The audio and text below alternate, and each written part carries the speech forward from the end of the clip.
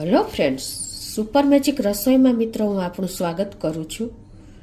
આજે આપણે અત્યારે વટાણાની ફૂલ સિઝન ચાલે છે, તો આપણે તેને આખું વર્ષ સ્ટોર કરવા હોય તો આજે હું એની બે મેથડ તમારી સાથે શેર કરું છું. જનરલી 3 થશે, તો ચોક્કસ તમને આ વિડીયો ઉપયોગી જ થશે. ગમે તો લાઈક કરજો, શેર કરજો અને સબસ્ક્રાઈબ કરવાનું તો ભૂલતા જ નહીં.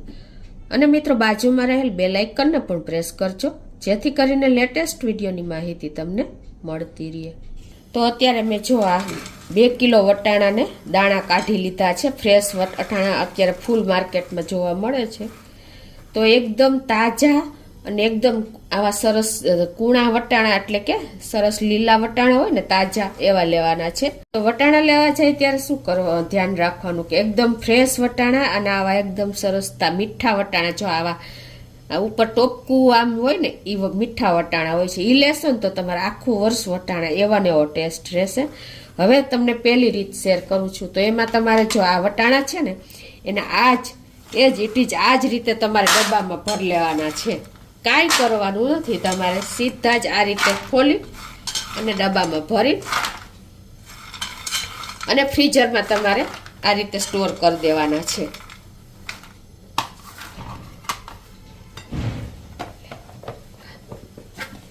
તો આ રીતે તમારે કાંઈ નથી કરવાનું, ખાલી ફ્રીઝરમાં જ મૂકી દેવાના છે. હવે મિત્રો એક મેથડ મેં તમારી સાથે શેર કરી, બરાબર. હવે તમારી સાથે હું બીજી મેથડ શેર કરું છું કે આખું વર્ષ તમારે વટાણાને કઈ રીતે સ્ટોર કરવા. તો એના માટે તમારે શું કરવાનું છે કે આ રીતે તમારે ગેસ ઓન કરી અને પાણી ગરમ કરવા મૂકી દેવાનું છે. જો અમે અત્યારે મૂકી દીધું છે પાણી ગરમ કરવા, અને એમાં તમારે અત્યારે આપણે 2 કિલો વટાણાના દાણા છે ને, તો 1 ટીસ્પૂન મીઠું અને 2 ટીસ્પૂન ખાંડ નાખી દેશું. આ રીતે ઉકળતા પાણીમાં જ આપણે 1 ચમચી મીઠું અને 2 ચમચી આપણે ખાંડ નાખીને અને હવે જે આપણે આ વટાણા લીધા છે ને એ વટાણાને જ આપણે આમાં બધાય નાખી દેશું.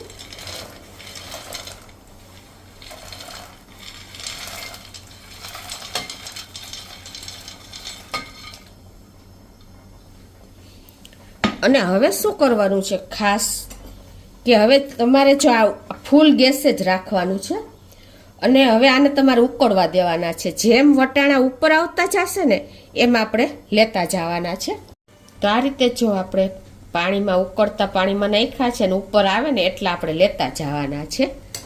આ મેઇન છે, જેટલા ઉપર આવે ને એટલા આપણે આ રીતે લેતા જશું. અને એને તરત જ આ ગરમ પાણીમાંથી એકદમ ચીલ્ડ પાણીમાં નાખી દેવાના છે. એકદમ ઠંડુ પાણી છે એટલે એનો કલર એવો ને એવો મેન્ટેન રહેશે.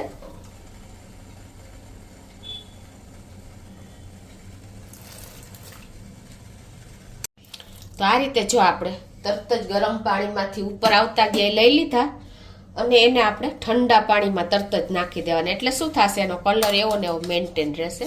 હવે આ રીતે તમારે ઠંડા પાણીમાંથી પણ કાઢી લેવાના છે આવી રીતે, અને એકદમ કોરા કપડામાં તમારે નિતારી નાખી દેવાના છે.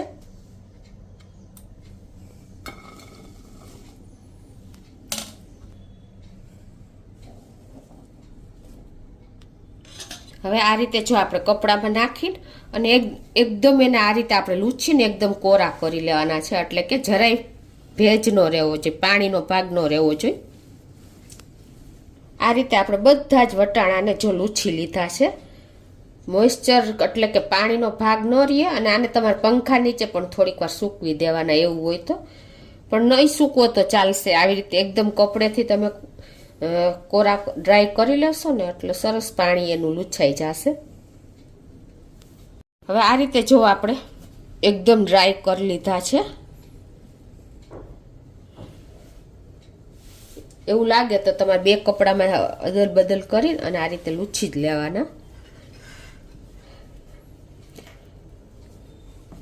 હવે જો આપણા વટાણા એકદમ કોરા થઈ ગયા છે તો એને તમે આ રીતે જીપ બેગ કે કેરી બેગ કે કોઈ પણ પોલિથીનમાં તમારે આ રીતે ભરી લેવાના છે.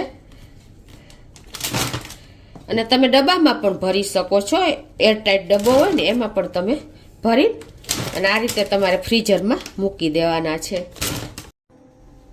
આ રીતે આપણે જીપ બેગમાં કે કેરી બેગમાં કે કોઈ પણ બેગમાં ભરી અને પછી તમારે આ રીતે એને ફ્રીઝરમાં મૂકી દેવાના છે. અને જો તમારે કેરી બેગમાં ન ભરવા હોય તો આ રીતે તમે એરટાઈટ ડબ્બામાં પણ ભરી શકો છો. હવે મિત્રો ત્રીજી રીતમાં શું છે, જે આપણે આ બોઇલ કરેલા અને ઠંડા પાણીમાં એકદમ ચીલ્ડ પાણીમાં નાખીને જો આ વટાણા આપણે બહાર કાઢેલા છે ને, એને તમારે હવે બીજી રીત બતાવું. એને તમારે આ રીતે બોટલમાં ભરી લેવાના છે. કાચની બોટલ જ ભરવાની. તો આ રીતે જો આપણે બોટલમાં વટાણા ભરી લીધા છે, જે આપણે બોઇલ કરીને ઠંડા કર્યા, અને એમાં આપણે હવે જે આમ પાણીમાં ઉકાળ્યા હતા ને એ જ પાણી તમારે આમાં નાખી દેવાનું છે ઠંડુ કરીને. જે ખાંડ મીઠાવાળું અને બોઇલ જેમાં કર્યા હતા એ જ પાણી છે આ. અને એને તમારે આ રીતે બોટલમાં ભરી અને આ જ રીતે તમારે એને ફ્રીજમાં રાખવાની છે, ફ્રીઝરમાં નહીં. ફ્રીઝરમાં રાખશો ને તો પાણી જામી જશે, પણ તમારે આ જ રીતે ફ્રીજમાં રાખી દેવાની છે. આ વટાણા પણ તમારે લાંબો સમય સુધી બગડશે નહીં અને એનો ટેસ્ટ પણ એવો ને એવો રહેશે. તો આજે મેં તમારી સાથે 3 રીત શેર કરી. તો આ રીતે જો આપણે એક આવી રીતે જીપ બેગમાં કે ડબ્બામાં ભરી લેવાના અને આને ફ્રીઝરમાં રાખવાના. અને આ જે આપણે બોટલમાં ભર્યા છે ને ઉકાળેલું પાણી ખાંડ મીઠાવાળું, એને તમારે આ કાચની જ બોટલ લેવાની છે. ખાસ નોટ કરજો, જો તમે પ્લાસ્ટિકની બોટલ રહેશો ને તો પણ તમારા વટાણા બગડી જશે. અને આને તમારે ફ્રીઝરમાં નથી રાખવાની, ફ્રીજમાં જ રાખવાની છે. અને એ સિવાય તમે જે આપણે તરત જ ફોલીને અને એ જ ઇટી જ દાણાને પણ તમે સ્ટોર કરી શકો છો એરટાઈટ ડબ્બામાં. તો આ રીતે તમે વટાણા સ્ટોર કરશો ને તો આખું વર્ષ તમે જે આપણે શિયાળાના વટાણા તાજા જ આવે છે ને એ વટાણાને તમે આખું વર્ષ ઉપયોગ કરી શકશો અને એની ટાઈમ તમે એને એન્જોય પણ કરી શકશો. કેમ કે ઉનાળામાં ને એમાં આપણે વટાણા બહુ મોંઘા હોય છે, જોકે જોવા પણ નથી મળતા અને હોય છે તો પણ એકદમ એટલા ટેસ્ટ પણ નથી આવતો. પણ તમે જો આ રીતે સ્ટોરેજ કરેલા વટાણા તમે ગમે ત્યારે આખું વર્ષ પાછો શિયાળો આવે ને ત્યાં સુધી તમે આ વટાણાનો ઉપયોગ કરી શકશો. કેમ કે આ વટાણાને આપણે ઉકળતા પાણીમાં નાખ્યા, ઉપર આવ્યા એ રીતે લેતા ગયા અને પછી એને તમે ઠંડા પાણીમાં નાખ્યા, પછી તમે એને એકદમ કોરા કરી લીધા, એટલે આનો કલર પણ આવો ને આવો ગ્રીન કલર મેન્ટેન રહેશે મિત્રો. તો ચોક્કસ તમને આ વટાણા સ્ટોર કરવાની 3 અલગ અલગ રીત મેં શેર કરી છે, એ ગમશે. ગમે તો લાઈક કરજો, શેર કરજો અને સબસ્ક્રાઈબ કરવાનું તો ભૂલતા જ નહીં.